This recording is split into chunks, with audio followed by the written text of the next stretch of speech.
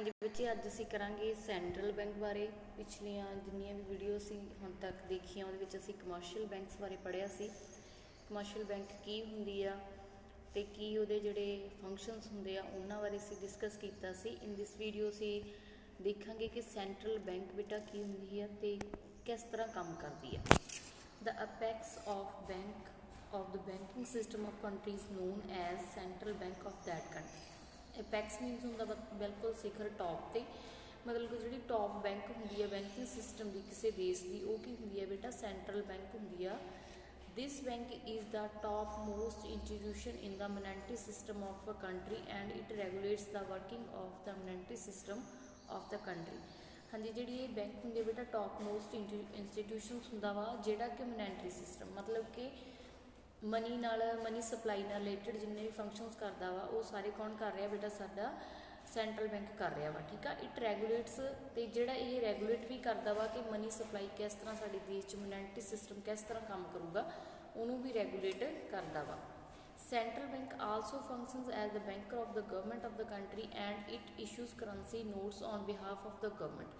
ਜਿਹੜੀ ਬੇਟਾ central bank ਹੁੰਦੀ ਆ ਉਹ ਕੀ ਆ, ਸਰਕਾਰ ਦੇ ਬੈਂਕ ਦੀ ਤਰ੍ਹਾਂ ਕੰਮ ਕਰਦੀ ਹੈ। ਜਿਵੇਂ ਕਮਰਸ਼ੀਅਲ ਬੈਂਕਸ ਹੁੰਦੀਆਂ ਬੇਟਾ ਉਹ ਸਾਡੇ ਇੰਡੀਵਿਜੂਅਲਸ ਲਈ ਹੁੰਦੀਆਂ ਵਾ, ਅਤੇ ਬਟ ਜਿਹੜੀ ਸੈਂਟਰਲ ਬੈਂਕ ਹੁੰਦੀ ਆ ਉਹ ਸਰਕਾਰ ਦੇ ਐਜ਼ ਅ ਬੈਂਕਰ ਕੰਮ ਕਰਦੀ ਆ। ਸੈਕਿੰਡ ਕੰਮ ਬੇਟਾ ਇਹਨਾਂ ਦਾ ਹੁੰਦਾ ਵਾ ਇਸ਼ੂ ਕਰੰਸੀ ਕਰਨਾ, ਮਤਲਬ ਕਿ ਨੋਟ ਜਾਰੀ ਕਰਨਾ ਇਹਨਾਂ ਦਾ ਸੈਕਿੰਡ ਕੰਮ ਹੁੰਦਾ ਵਾ।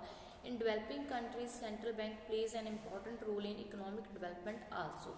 ਡਿਵੈਲਪਿੰਗ ਕੰਟਰੀਜ਼ ਹੁੰਦੀਆਂ ਜਿਹੜੀਆਂ ਹਜੇ ਡਿਵੈਲਪ ਹੋ ਰਹੀਆਂ, ਜਿਵੇਂ ਕਿ ਸਾਡਾ ਦੇਸ਼ ਆ ਹਜੇ ਡਿਵੈਲਪ ਹੋ ਰਿਹਾ ਵਾ, ਤਾਂ ਅਜਿਹੀ ਜਿਹੜੇ ਕੰਟਰੀਜ਼ ਹੁੰਦੀਆਂ ਉੱਥੇ ਜਿਹੜੀ ਸੈਂਟਰਲ ਬੈਂਕ ਆ ਬਹੁਤ ਇੰਪੋਰਟੈਂਟ ਰੋਲ ਆ ਜਿਹੜੀ ਪਲੇ ਕਰਦੀ ਆ। ਹਾਂਜੀ, ਇਸ ਤੋਂ ਅੱਗੇ ਦੱਸਿਆ ਬੇਟਾ ਸੈਂਟਰਲ ਬੈਂਕ ਦਾ ਐਪੈਕਸ ਬੈਂਕ ਕਿਉਂ ਕਿਹਾ ਜਾਂਦਾ ਵਾ। Central bank as the apex bank of the banking and monetary system of the country. ਜਿਹੜੀ ਸੈਂਟਰਲ ਬੈਂਕ ਹੁੰਦੀ ਆ ਉਹ ਟੌਪ ਬੈਂਕ ਹੁੰਦੀ ਆ ਬੈਂਕਿੰਗ ਅਤੇ ਮੋਨੈਟਰੀ ਸਿਸਟਮ 'ਚ। Central bank regulate the credit in the economy so that specific economic objectives may be achieved. ਹਾਂਜੀ, central bank ਆ ਜਿਹੜੀ ਕੀ ਆ ਇਕੋਨਮੀ 'ਚ ਕ੍ਰੈਡਿਟ ਨੂੰ ਕੰਟਰੋਲ ਕਰਦੀ ਹੈ ਕਿ ਪੈਸੇ ਦੀ ਸਪਲਾਈ ਵਧਾਉਣੀ ਹੈ ਜਾਂ ਘਟਾਉਣੀ ਆ, ਲੋਕਾਂ ਕੋਲ ਕਿੰਨਾ ਜਿਹੜਾ ਕ੍ਰੈਡਿਟ ਆ ਉਹਨਾਂ ਨੂੰ ਅਵੇਲੇਬਲ ਕਰਵਾਉਣਾ, ਇਹ ਸਾਰੀਆਂ ਚੀਜ਼ਾਂ ਬੇਟਾ ਸਾਡੀਆਂ ਕੌਣ ਡਿਸਾਈਡ ਕਰਦਾ ਵਾ, ਸੈਂਟਰਲ ਬੈਂਕ। ਹਾਂਜੀ, ਇਹਨਾਂ ਵਿੱਚੋਂ ਕੋਈ ਵੀ ਇੱਕ ਡੈਫੀਨੇਸ਼ਨ ਕਰ ਲੈਂਗੇ ਅਸੀਂ। ਹਾਂਜੀ, ਇਹ ਜਿਹੜੀ ਸੌਖੀ ਹੋਊਗੀ ਬੇਟਾ ਉਹ ਕਰ ਲਓ ਤੁਸੀਂ। According to De Kock, a central bank is a bank which constitute the apex of the monetary and banking structure of its country। ਹਾਂਜੀ, ਨੈਕਸਟ ਬੇਟਾ ਸਾਡੀ ਹੈਗੀ ਆ ਜਿਹੜੀ Riksbank of Sweden is supposed to be the oldest central bank in the world. ਹਾਂਜੀ, ਸੰਸਾਰ ਦੀ ਸਭ ਤੋਂ ਜਿਹੜੀ ਪੁਰਾਣੀ ਬੈਂਕ ਆ ਉਹ ਬੇਟਾ ਰਿਕਸ ਬੈਂਕ ਆ ਜਿਹੜੀ ਸਵੀਡਨ ਦੀ, ਉਹਨੂੰ ਮੰਨਿਆ ਜਾਂਦਾ ਵਾ। This bank was established in 1668। ਹਾਂਜੀ, but bank of England is considered to be the first central bank of modern world. But ਜਿਹੜੀ ਇੰਗਲੈਂਡ ਦੀ ਬੈਂਕ ਹੈ ਬੇਟਾ, ਬੈਂਕ ਆਫ ਇੰਗਲੈਂਡ ਆ, ਉਹਨੂੰ ਕੀ ਆ, ਮਾਡਰਨ ਵਰਲਡ ਬੈਂਕ ਜਿਹੜੀ ਸੈਂਟਰਲ ਬੈਂਕ ਕਿਹਾ ਜਾਂਦਾ ਵਾ। This bank had started the functions of present day central bank and 1994 for the first time.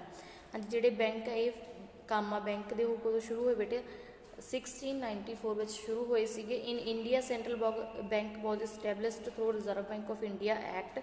ਹਾਂਜੀ, ਜਿਹੜੀ ਸਾਡੇ ਦੇਸ਼ 'ਚ ਸੈਂਟਰਲ ਬੈਂਕ ਆ ਜਿਹੜੀ ਸਟੈਬਲਿਸ਼ਡ ਕੀਤੀ ਗਈ ਆ ਉਹ ਕੀ ਆ, reserve Bank of India act ਦੁਆਰਾ ਪਾਸ ਕਰਕੇ ਜਿਹੜੀ ਕੀਤੀ ਗਈ ਆ।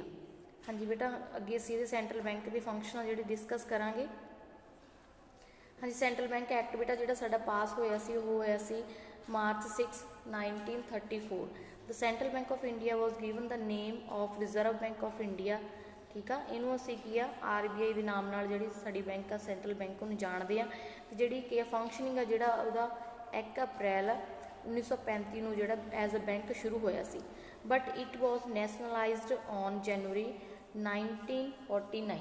ਬਟ ਜਿਹੜੀ ਨੈਸ਼ਨਲਾਈਜ਼ਡ ਹੋਈ ਸੀ ਉਹ ਕਦੋਂ ਹੋਈ ਸੀ ਬੇਟਾ, ਇਹ 1 ਜਨਵਰੀ 1949। Since then Reserve Bank of India has been acting as the central bank of India. ਹਾਂਜੀ, ਉਦੋਂ ਤੋਂ ਆ ਜਿਹੜੀ ਬੈਂਕ ਆ ਜਿਹੜੀ ਸਾਡੀ RBI ਆ ਉਹ ਇੱਕ ਸੈਂਟਰਲ ਬੈਂਕ ਦੀ ਤਰ੍ਹਾਂ ਕੰਟਰੀ 'ਚ ਕੰਮ ਕਰ ਰਹੀ ਆ। ਹਾਂਜੀ, ਨੈਕਸਟ ਬੇਟਾ ਸਾਡੇ ਆ ਗਏ ਫੰਕਸ਼ਨ ਸੈਂਟਰਲ ਬੈਂਕ ਦੇ ਕਿਹੜੇ ਹੁੰਦੇ ਆ। There is difference in the policies and organisations of central bank in different countries. ਮਤਲਬ ਕਿ ਅਲੱਗ-ਅਲੱਗ ਕੰਟਰੀਜ਼ ਵਿੱਚ ਸੈਂਟਰਲ ਬੈਂਕ ਆ ਜਿਹੜੀ ਅਲੱਗ-ਅਲੱਗ ਹੋ ਸਕਦੀ ਆ ਔਰਗਨਾਈਜੇਸ਼ਨ, ਮਤਲਬ ਕਿ ਉਹਨਾਂ ਦੀ ਸਟਰਕਚਰ ਅਲੱਗ-ਅਲੱਗ ਹੋ ਸਕਦੇ ਆ। ਬਟ ਇਹਨਾਂ ਡਿਫਰੈਂਸਿਸ ਦੇ ਹੁੰਦੇ ਹੋਏ ਵੀ ਜਿਹੜਾ RBI ਦਾ ਜਿਹੜਾ ਸਾਡੀ ਇੰਡੀਆ ਦੀ ਬੈਂਕ ਆ ਉਹਦਾ ਕੰਮ ਆ ਜਿਹੜਾ ਬਾਕੀ ਦੇਸ਼ਾਂ ਦੀ ਜਿਹੜੀ ਸੈਂਟਰਲ ਬੈਂਕ ਆ ਉਹਨਾਂ ਵਾਂਗ ਹੀ ਹੁੰਦਾ ਵਾ। फस्ट बेटा साडा आ गया to issue notes. Most important जो टास्क होंदा हरेक सेंट्रल बैंक का की होंदा करंसी नोट्स इशू करने होंदे आ।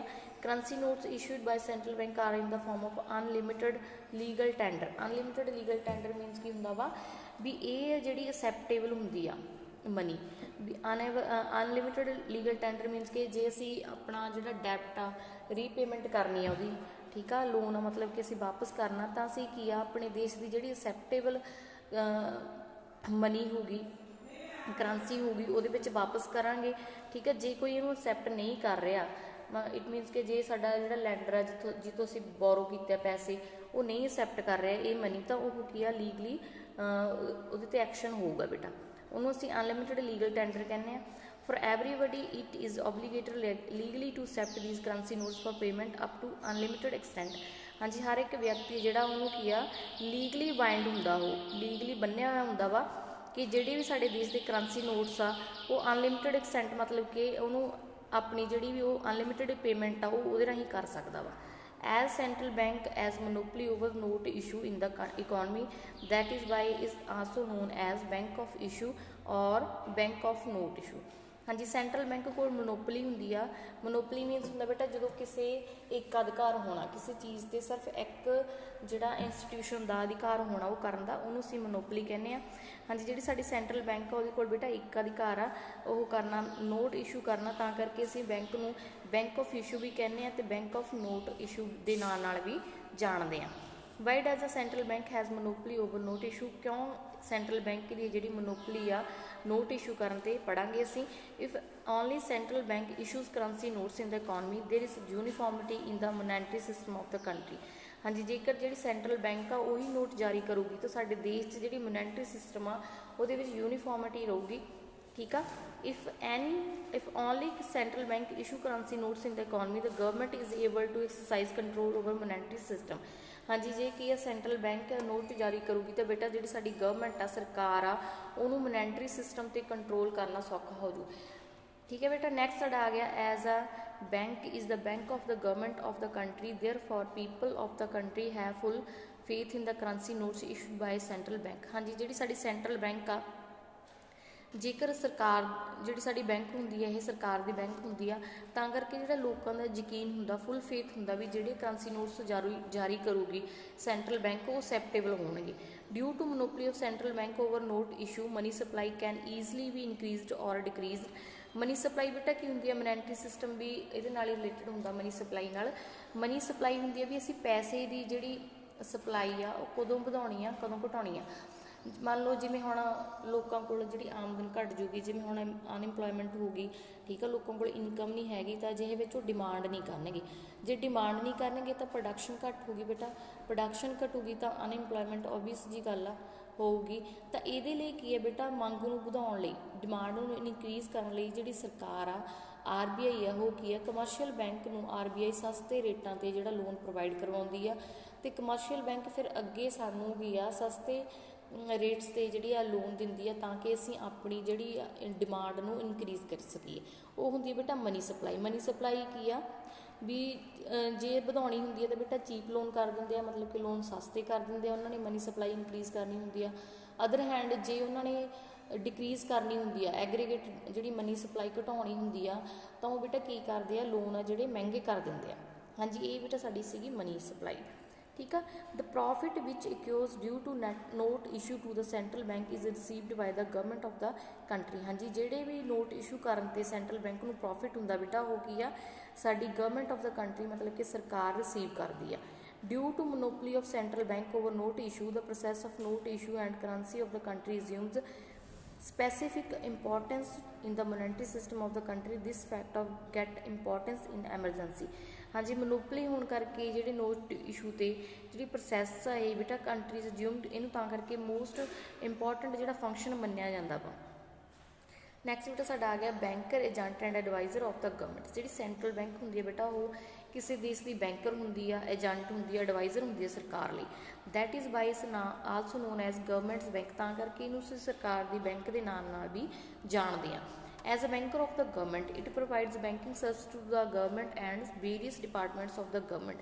हाँ जी, सरकार दी बैंक होण दे नाते बेटा ये जिहड़ियां सरकार नूं बहुत सारियां सर्विसिस दिंदी आ, ठीक आ, ते उन्हां दे जिहड़े गवर्नमेंट दे डिपार्टमेंट्स हुंदे आ उन्हां नूं भी दिंदी आ, जिवें मिनिस्ट्री ऑफ फाइनांस हो गया, ठीक है बेटा, ministry of coal and mine हो गया, जिन्ने भी साडे देश च अलग अलग डिपार्टमेंट्स बने होणगे, ministry of commerce and trade हो गया, मिनिस्ट्री ऑफ एग्रीकल्चर हो गया, हर एक डिपार्टमेंट का जिहड़ा अकाउंट आ बेटा वो गवर्नमेंट का डिपार्टमेंट आ उहदा जिहड़ा अकाउंट आ वो सेंट्रल बैंक कोल हुंदा वा, ठीक है बेटा, which have their own accounts with it. हाँ जी, in fact central bank provides all those banking services to the government which the commercial banks provide to their customers.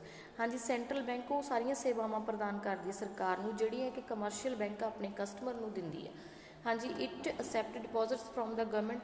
हाँ जी, ये कि गवर्नमेंट तो डिपॉजिट्स असैप्ट करती है, एडवांस दिंदी है सरकार नूं ते ट्रांसफर करती है one place to another place, जिन्होंने ट्रांसफर करनी होंगी पैसे की तो वह भी करती है।